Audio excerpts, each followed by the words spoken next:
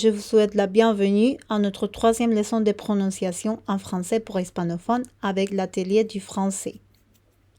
La dernière fois, on a révisé les phonèmes B et V et on a fait quelques exercices de prononciation.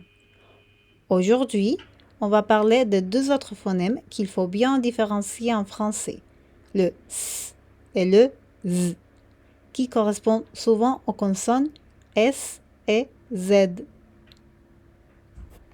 Comme le B et le V, ces deux consonnes qu'on va travailler aujourd'hui peuvent représenter des difficultés pour les hispanophones et il est donc impératif de savoir le reconnaître et surtout de bien les prononcer.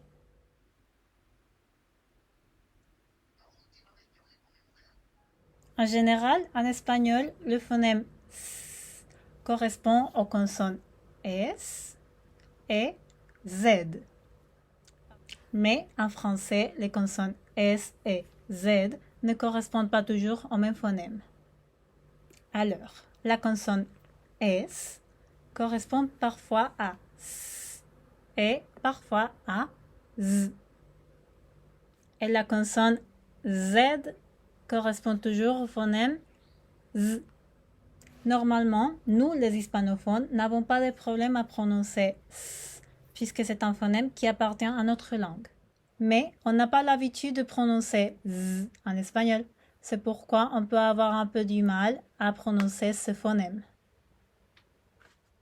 Pour pouvoir bien prononcer, vous pouvez imaginer le son qui produisent les mouches ou les moustiques et vous pouvez le reproduire. Le son c'est Z et c'est le même son qui correspond au phonème Z. Maintenant, on va voir dans quel cas la consonne S correspond au phonème S ou au phonème Z. Et pour aller un peu plus loin, on va découvrir d'autres graphies possibles du phonème S et du phonème Z, autres que les consonnes S et Z. Pour commencer, on va voir quelles graphies correspondent au phonème S. On a le S en début ou en fin de syllabe, par exemple dans les mots un sapin, le soleil, pensée, réalisme.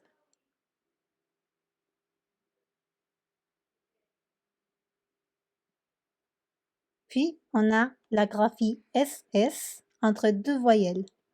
Par exemple, dans les mots une classe, des chaussures, une confession, un professeur.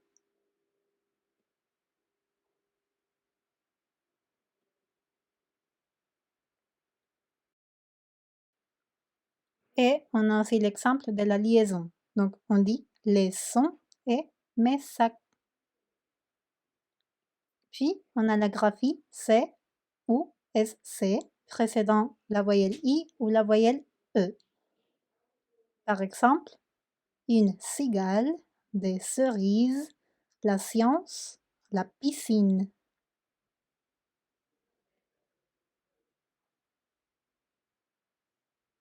Et finalement, on a la cédille, la consonne T et la consonne X.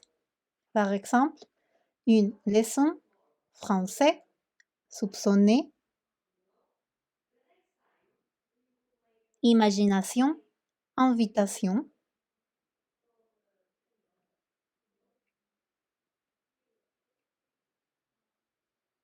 Dix et 6. On va voir maintenant quelles graphies correspondent au phonème Z. Pour commencer, on a le S entre deux voyelles. Par exemple, une cuisine, des ciseaux, choisir. Et c'est le cas aussi de la liaison. Par exemple, les enfants, mes amis.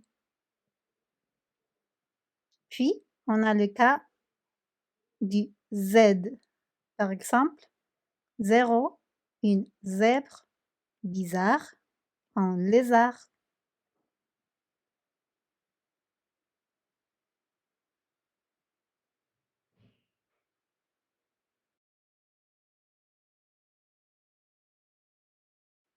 Finalement, on a la consonne X dans deuxième, sixième, dixième.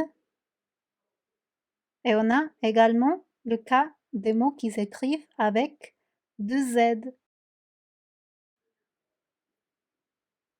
comme pizza et jacuzzi.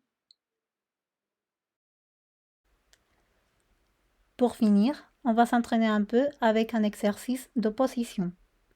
Donc, on va lire en premier lieu un mot qui appartient à la colonne du phonème S et un mot qui appartient à la colonne du phonème Z.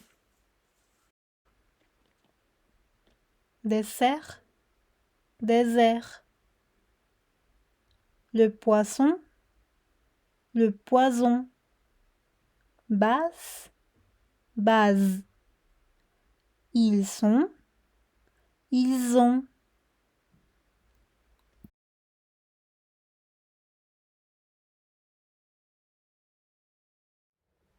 Bien, on a fini notre leçon d'aujourd'hui. Je vous recommande d'aller dans la description de la vidéo.